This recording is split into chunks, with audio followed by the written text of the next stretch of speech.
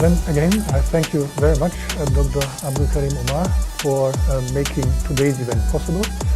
The event being a humanitarian repatriation mission from Germany, that we are able to take our nationals, women and children, 8 women, 23 children, back home to Germany.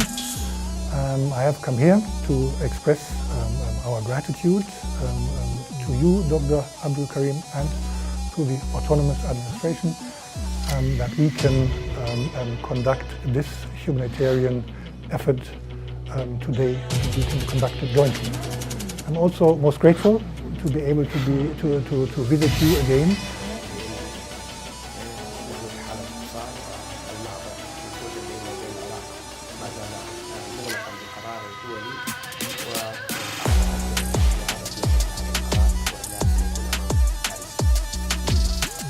I am in Qamishli today with a small consular team in order to evacuate 14 Danish children from the Rush camp.